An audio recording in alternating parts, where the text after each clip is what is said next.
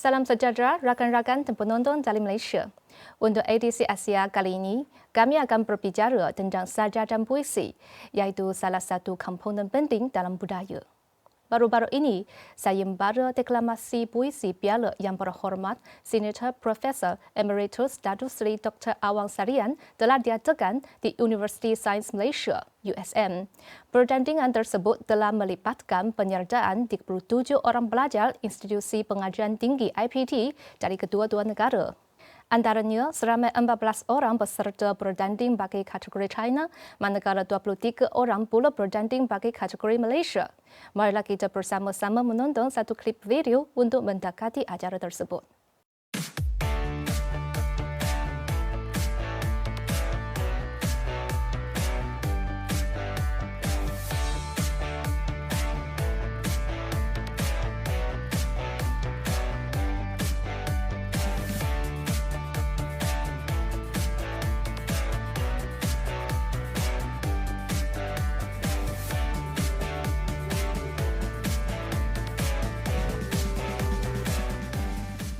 Mendengar pelajar-pelajar mereka membaca puisi membuatkan saya juga teringat pada zaman pelajar saya.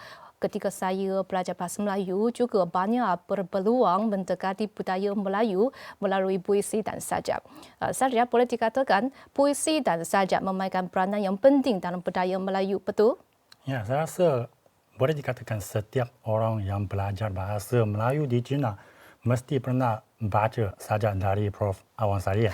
Betul. Ya, beliau memang menjadi tokoh yang amat penting untuk mempromosikan budaya termasuk sajak dan kesusastraan Malaysia di China, di seluruh dunia. Dan saya masih ingat beliau selalu katakan bahasa jiwa bangsa. Dan memang begitu. Saya pun sudah menyaksikan iaitu orang Malaysia memang amat bangga dengan budaya sajak pantun sendiri. Saya masih ingat ketika melawat ke Malaysia, khususnya pergi ke berbagai media-media tempatan untuk rakam program di sana. Selalu diminta iaitu balas pantun. Tapi memang saja boleh fasih tutur bahasa Melayu, tapi masih belum begitu fasih boleh balas pantun dengan orang Melayu. Kerana kita tahu kalau macam saja pantun ini semuanya berisi kandungan berkaitan dengan sejarah, adat resam, budaya, geografi, bahkan alam sekitar tempatan. Ini bagi orang asing nak fahamnya memang perlu ada pengajian yang cukup mendalam. Saya masih belum sampai ke taraf macam itu. Tapi kalau peribahasa dari Malaysia memang banyak kali dikutip oleh satria dalam macam rencana atau ulasan punya. Dan macam kerana dari peribahasa ini kita pun boleh lihat budaya Malaysia dan China ada banyak yang mirip. Macam kalau di Malaysia kita selalu katakan sebelum hujan sediakan payung. Di China kita juga katakan wei yu chou mou. Dan kalau di Malaysia ada peribahasa yang bersuara sedikit-sedikit lama-lama menjadi bukit.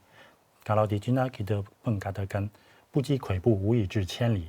Saya rasa ini menjadikan tata nilai bahkan boleh dikatakan konsep untuk mengoperasikan masyarakat bahkan menabikan negara pun amat mirip antara China dengan Malaysia dengan berbagai negara-negara di Asia nilai yang Timur bersama ini. Yang diterima oleh rakyat. Ada satu contoh yang lebih ketara iaitu pada tahun 2020 ketika Malaysia menganjurkan sidang pemimpin ekonomi APEC ke-27.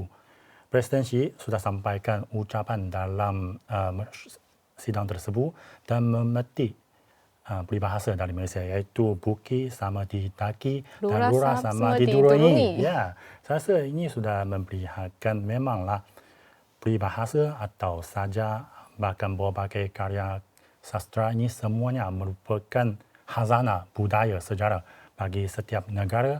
Bahkan dia boleh dikatakan mencari kesamaan antara tamadun atau budaya yang berbeza. Ya, sebenarnya saya rasa puisi dan sajak juga memainkan satu komponen penting dalam budaya Cina, malah mempengaruhi masyarakat sekarang. Pada zaman dulu banyak penyajak, ramai pegawai termasyhur atau pahlawan bangsa, mereka juga merupakan penyaja atau pemuisi dan semangat mereka masih diwarisi hingga sekarang melalui karya mereka, kan? Ya, betul. Saja atau puisi atau berbagai karya klasik bukan hanya mewariskan budaya, juga mewariskan jiwa bangsa. Seperti yang apa ditegaskan oleh Prof. Awang Sarian dulu, ya. Kita tengok hingga sekarang banyak karya atau saja ini masih dibaca oleh orang Cina hingga sekarang. Misalnya kitab saja yang sudah bersejarah begitu lama, dia mengumpulkan lebih 300 saja yang sejak abad 11 sebelum abad ke-11 sebelum Masehi hingga abad ke-6 sebelum Masehi. Tapi hingga sekarang kita masih bacanya kerana perkataan dalam buku ini sangat cantik. Ramai orang sekarang memilih nama dari buku ini kepada bayi. Macam Satria pun memberi nama Zixi kepada si kecil. Ya. Ini pun terpilih dari kitab saja. Dan selepas itu saya rasa masih ramai orang mesti tahu itu koleksi 300 puisi dinasti Tang, iaitu Tang Shi 300 首. Ya, saya rasa ini bukan yang netizen China yang baca dari kecil. Saya pasti yang orang Cina dan keturunan Cina di seberang laut, mereka juga hafal dari kecil lah. Ya, baru ini saya sudah tengok ada satu video iaitu seorang selebriti bintang filem yang terkenal dari Hollywood. Beliau pun sudah membaca satu puisi dinasti Tang. Memanglah ini kita sudah memperlihatkan pengaruhnya budaya bukan hanya kepada bangsa sendiri, juga kepada dunia. Dan tahun lalu, iaitu tahun 2023, ada satu filem kartun iaitu Chang'an, sangat popular. Dan ceritanya sebenarnya ada dua watak yang utama ialah Gao Shi dan Li Bai, dua penyaja yang sangat terkenal pada dinasti Tang.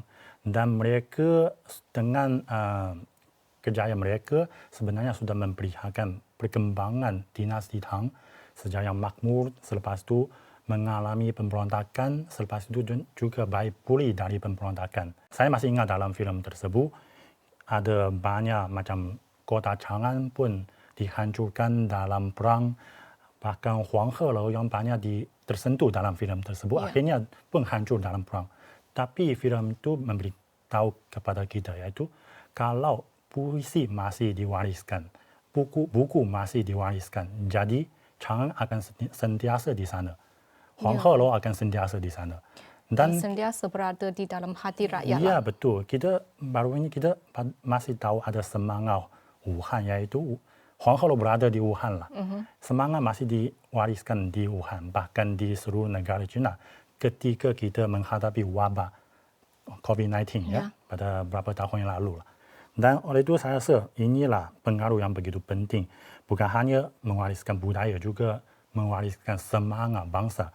Dan baru ini kita tengok di Taiwan, ada seorang guru dari sekolah menengah. Dia sudah mengecam keras tentang penyusunan semula buku dalam Taiwan. Kerana kita tahu dulu Taiwan sebagian dari China dan dia mengajar berbagai budaya, sejarah semuanya sama dengan di sini. Tapi baru ini ketika kerajaan yang berkecenderungan kemerdekaan Taiwan sudah naik pangkat, sudah memegang jawatan pemimpin di Taiwan, mereka melaksanakan satu dasar untuk menghapuskan budaya tradisional China. Dan dia ada banyak macam puisi klasik dan karya kesusastraan yang cukup terkenal sudah dibuangkan dari buku teks di Taiwan, tapi memasukkan banyak karya dari lokal punya, puisi Taiwan punya, puisi tempatan punya, penyaja tempatan punya. Dan ada penganalisis tempatan dari Taiwan. Dia mengejam dalam media Taiwan tempatan, bukan katakan kita meremehkan karya dari Taiwan, penyaja dari Taiwan, tapi bagaimana boleh mereka berbanding dengan macam Wang Wei, macam Li Bai, macam Tu Fu yang sangat terkenal. Ini macam ibaratkan cahaya mutiara nak berbanding dengan cahaya dari bulan. Ini pun kutipan dari buku klasik dari China yang sudah bersejarah begitu lama. Kita dapat lihat di mana-mana negara, puisi merupakan satu komponen penting dalam budaya dan juga inti kebijaksanaan sebuah bangsa. Amat bermakna bagi mewariskan dan menyemarakan semangat dan budaya cemerlang. Sayembara deklamasi puisi yang disertai pelajar antarabangsa diyakini dapat menggalakkan lagi pertukaran kebudayaan dan persefahaman antara China dengan Malaysia. Setakat itu saja perkongsian kami untuk ATC Asia kali ini. Dan kita akan berjumpa lagi pada minggu depan. Sekarang kembali kepada rakan-rakan di Kuala Lumpur.